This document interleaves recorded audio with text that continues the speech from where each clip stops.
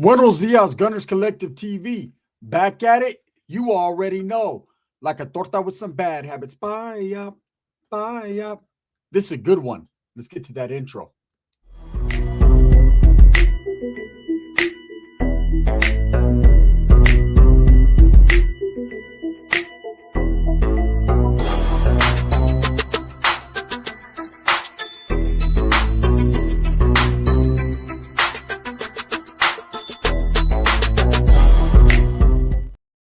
Welcome back to the channel, and if you haven't already hit that like and subscribe button, make sure you go ahead and do that.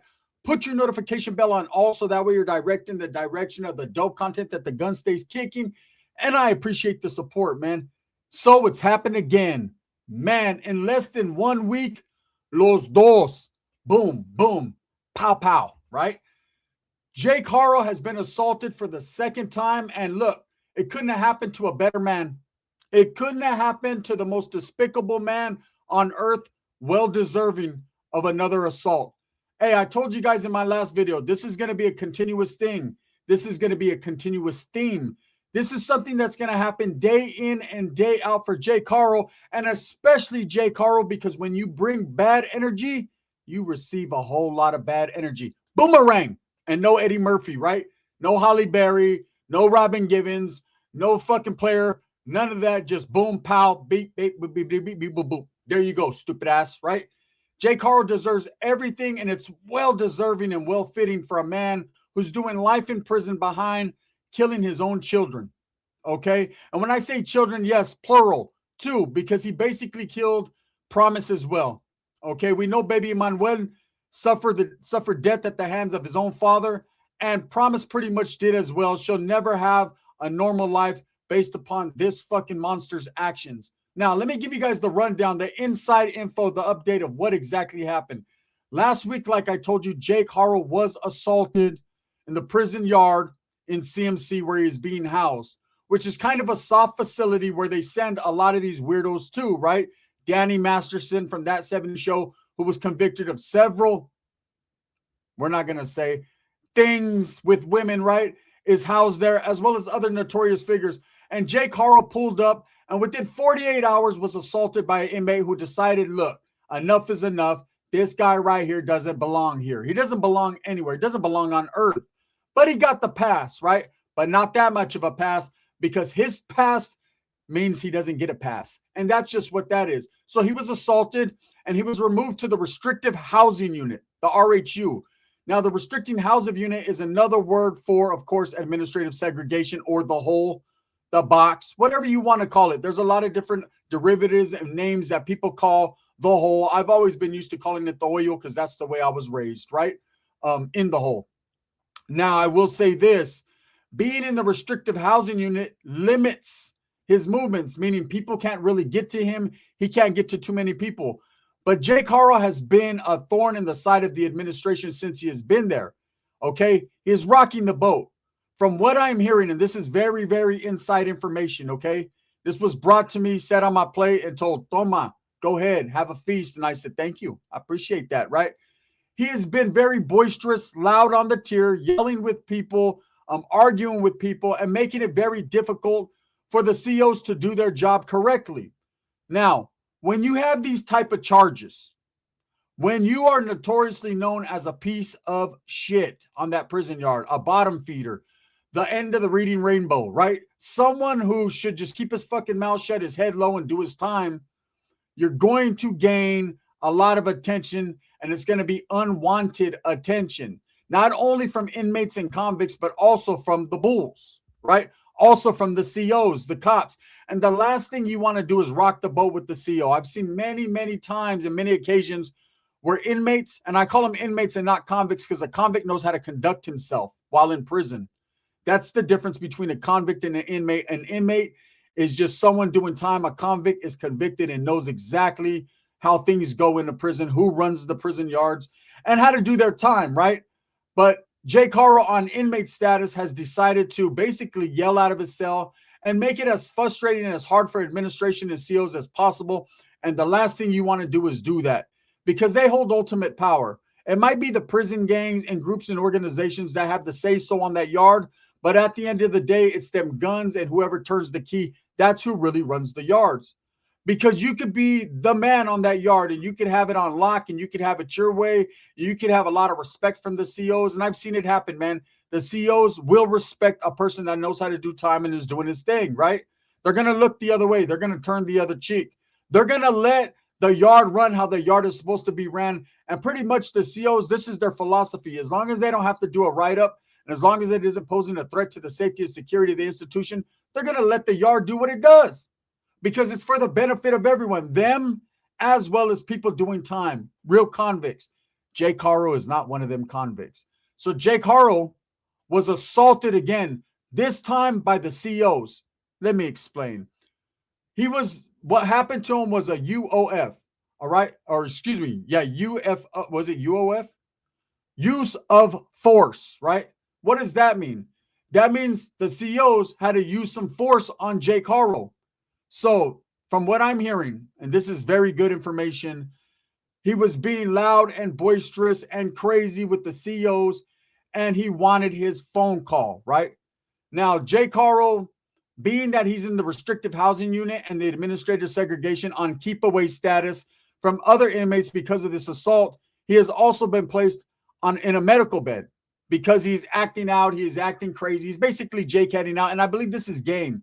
I believe he's scared because he understands what's going to happen. It's going to be a continuous assault game on the yard. And it's crazy because we're talking about CMC where shit doesn't really happen. But this guy has such a bad reputation and such a bad name for what he did to baby Manuel and Promise that everybody wants him. I told you guys in several videos past, man, that he was being targeted by one particular dropout group. I never said the group's name. I didn't think I had to. My whole point was not to put them on blast so that way he's on keep away from them, because that's not what I want. I want him to feel every little piece of what he's got coming because he's well deserving of it, right? Guess I was right. Guess he understands what's going on too, and he's playing the fucking the crazy role so he doesn't have to see these guys. But you're going to see them, buddy. You're going to see them in high definition, in HD, in 4K. Shit, nowadays it's 75-inch 8K. He's going to see them.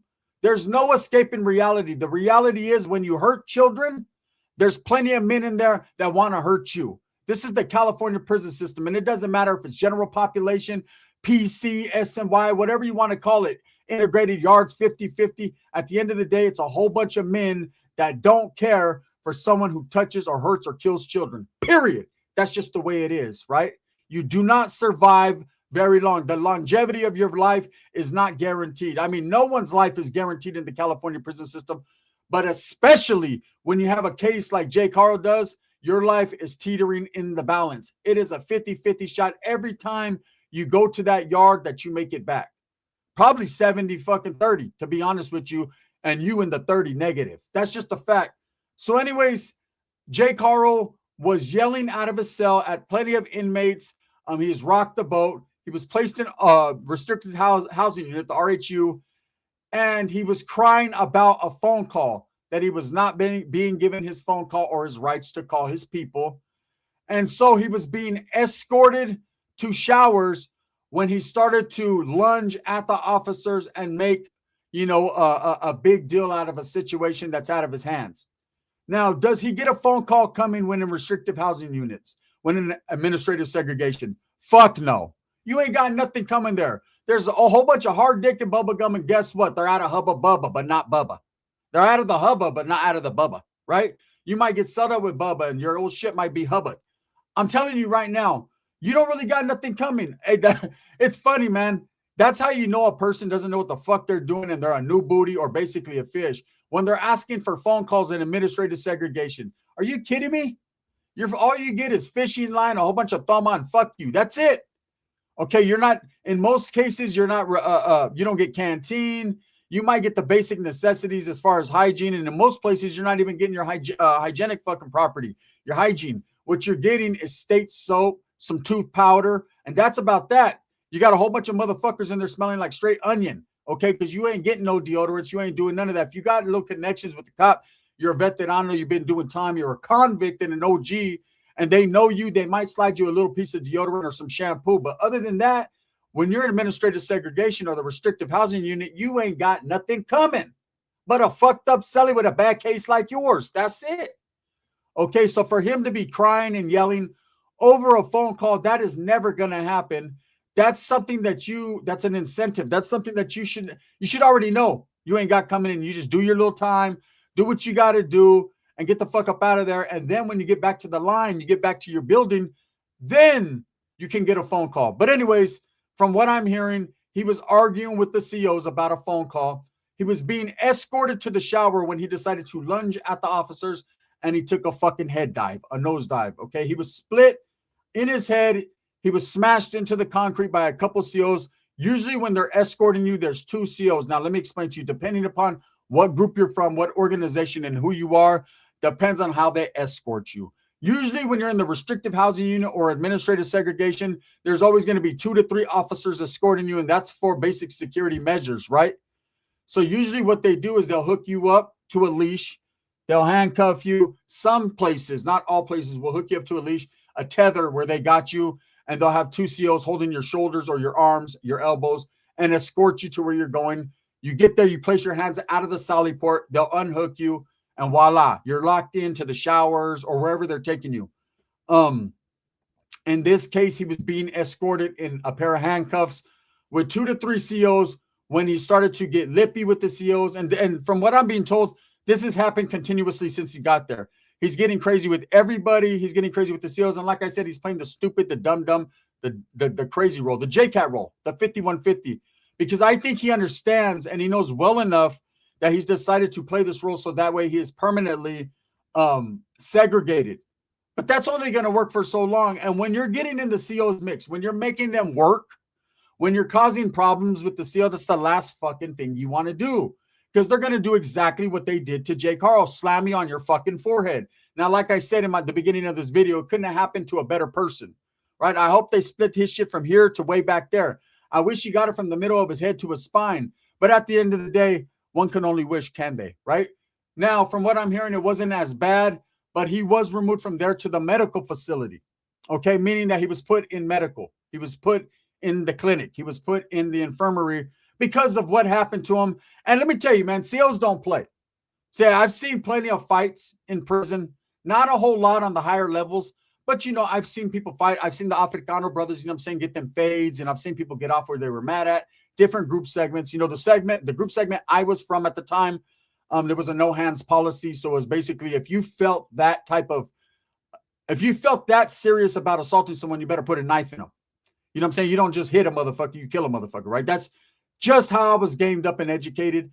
But that doesn't mean every group segment was like that. There was a lot that'll catch the one-on-one fade, the honest aid fade, and that was that, right? Presidential. So I seen a lot of fights. But ain't nothing like a CEO. There ain't nothing like a CEO. I see motherfuckers get off where they were mad at. Pretty good fights, right? Boom, boom, boom, boom. World star. Them get off where they were mad at. But then I've seen CEOs have to deal with someone, take someone down, smash someone. And them motherfuckers was never the same. Coming back looking like Rocky Dennis from the movie Mask. Or even Cher. Motherfuckers was fucked up. Cara de papa. Smashed potatoes. Motherfuckers coming back looking like a loaded baked potato face, right? Boom. Explosion. It was all bad. So I'm sure Jake Haro felt every bit of that concrete nose first, head first. And it was well deserving, not only because he's a piece of shit. Let's put that to the side. It's because he doesn't know how to act and how to conduct himself as a convict. You know, this assaultive behavior is going to continuously happen. These types of things are going to continuously happen. This guy cannot escape fate. He cannot escape the punishment that he has coming for what he's done. So here's another note that I was told. This man is continuously writing 602s. Now, the way the write-up states, the use of force, what exactly happened, like I said, he was being escorted to showers. He decided to get crazy and for whatever reason lunged at the officers and was smashed on his fucking head on the concrete and was having to be took from the restrictive housing unit to the infirmary. Now, he has written, from what I'm hearing, over three 602s already, complaining that he's not getting his phone calls, complaining that he's being segregated for no reason. You know, complaint. When at the end of the day, he's lucky he is being segregated. He's actually lucky that he's being kept away from general population and even the SNY population, because someone like him, Everybody wants him. He's a big-time target. Okay, I thought him going to CMC, that would be the end of it. I thought, okay, he's going to go over there and do Danny Masterson time. He's going to fuck around and jack his celly off and push fucking old men around and play Dungeons and Dragons and hacky sack in the middle of the yard. No disrespect to the Woods brother that like Dungeons and Dragons. I'm just saying. He was going to be on his nerd shit. He was going to go over there and just blend in with the other weirdos. But that's not the case. Because see, Jake Haro does not know how to do time. And I'm sure he's fucking scared for his life. He's at CMC where it should be cotton balls and bubbles, right? But instead, it's hard dick, like I said, no bubble gum and assaultive behavior. They're getting off on this dude. That's twice already in less than a week. He just got to the main line. And when I say mainline, don't get it misconstrued with general population. There's a difference. Every time you get to a prison mainline facility, whether it be SNY or GP or whatever, it is called mainline. Okay, it's just he's in a SNY yard, which is a sensitive need yard, because he has a very sensitive need. The sensitive need is he needs protection because everybody wants to whip his ass. Bad guys and the good guys. The other side and that side. That's just how that is. Even the cops are getting in on it. Now, let me explain to you guys. I had a homeboy. I guess he was a homeboy. He was someone I was cool with, associate. He was a celly of mine. And his name was Discupame. That's what we called him. I've done videos of him in the past. He was a certified J-Cat. He was what the word J, under the word J-Cat, there's a picture of him like this. It moves and shit, right? That was him. Like that. He was one of them guys. Discupame, homie. Right? Just, he'd be mopping and shit. And I'll just make sure I'm off the floor because I knew he was weird. And he'd just be like, Discupame. Discupame. Which means like, excuse me. Right? Like, I'm sorry. I was sorry for being a celly. But anyways, I've told stories in the past. This guy always was catting out, right? And I used to tell the homies, please get me up out of there, man. I can't be settled with this dude. I wasn't no punk or scared of him, but man, I just wanted to choke the life out of him. But he was big enough to choke the life out of me. So it was kind of a standoff at the oh no corral, not the okay corral, because there was nothing okay about that shit. It was oh no corral, right? And I wanted to crawl him up and put him in the headlock, but I also knew at the same time that was a big boy, so this scoop on me, right? He goes out to the yard, gets crazy with the seals, and gets picked up and slammed on his fucking neck. Now, at that time, being an active Northerner, that was an issue. That was an issue for the Norteños because we were feeling some type of way. Hey, we could do what we do. We could stab the dog shit out of you, but you can't touch one of ours. But they got the pass on this one. First and foremost, because we knew what type of J-Cat he was. And we were willing to let him go. I know it's crazy to say, but it was like, please get this motherfucker off the yard. We couldn't whack him at that point because he didn't do nothing bad enough to whack, but it was like, please, bro. You're only as strong as your weakest link. And he was him, and I was him. And Slim with the tilted brim. The scoop on me. What's your motherfucking day? It was bad, right? In most cases, that would have been retaliation. Homies would have put it down on the CO. Unfortunately, it's just the way it goes, right? But because they did it smooth, took him to the hole, we thought, boom. Killed one bird with fucking a big old stone, or actually a couple stones. There was a couple COs jumping up and down on his head. And that was that. And I remember they put us on lockdown for a little while, trying to test the temperature of what we were going to do. Realized, man, it was lukewarm, and it was good. This motherfucker came back, and I told you guys later on what happened to him. He ended up getting whacked, and that was that. But at the end of the day, what I'm saying is when you make issues with the COs, you're bringing death upon yourself, especially in prison. That's the last thing you want to do is be one of those ones where they come to work and you're giving them a headache because they don't take Advil. They take assault, right? They'll handle business. They'll make sure that you get an elevator ride. They'll make sure that you find yourself with an open door. You know, especially someone in Jake's position that has really no position to play. He has a lot of opposition and no position, meaning if you make the wrong play in there, hey, doors get left open. I've seen it happen. If you think you can go in there and fuck with a correction officer and get on their nerves and talk shit and 602 them, they don't like that, especially when you're 602ing directly one officer and they feel it's unwarranted. Man, shower time could be the worst time. You know what I'm saying? Hey, medical, escort to medical can be escorted right through a fucking general population yard because you just happen to have to go through there. Whatever happens, happens. And best believe just because you're under escort, walking through a GP yard doesn't mean they won't stab the dog shit out of you. I've seen it happen. You know what I'm saying? I've seen motherfuckers get ran up on. Coming out of the hole, right? Non-active coming out of the hole and hitting the yard. And motherfuckers like, oh shit, they get off right there where they're mad at, on site. So it happens. So anyways, to sum it up, man, Jake Haro was assaulted again. This time by the officers. He was slammed on his fucking head and he's right now on a medical bed. And then when he is taken from that medical bed, he will be placed again in a restrictive housing unit. I don't see this guy lasting too much longer anywhere. He's already rocking the boat with the COs. It's all bad. Anyways, this information is facts, concrete, brought to you in real life in high definition. And I'm going to continuously bring you guys updates on what this fucking Baboso is going through. And all I could say, man, and this is, look at, I want Jake to hear this. I know he's probably not, because they ain't giving him no fucking phone. Good. Rebecca's next. Thumbs up or thumbs down. Heavy's going to be the head that wears the crown. I'm going to continuously strive for those that are striving for themselves and strive for people that can't, man. We're going to do what we do, right or wrong, man. We're going to always be right in wrong situations or wrong in right situations, but it just is what it is, man. We're only human. This video is sponsored by Barrio Liquors out there in Turlock, California. Go get you a cold one. If you're ever in the Turlock, California area, go do that also, man. Watch out for Sticks and Stones Yard Service out there in Arizona. If you're ever in need of some good hedging, man, if you're ever in need of some real work by a real one, go support Sticks and Stones Yard Service out there in AZ. You know what it is, man. This is the gun. Looking out for the raza. Bang, bang.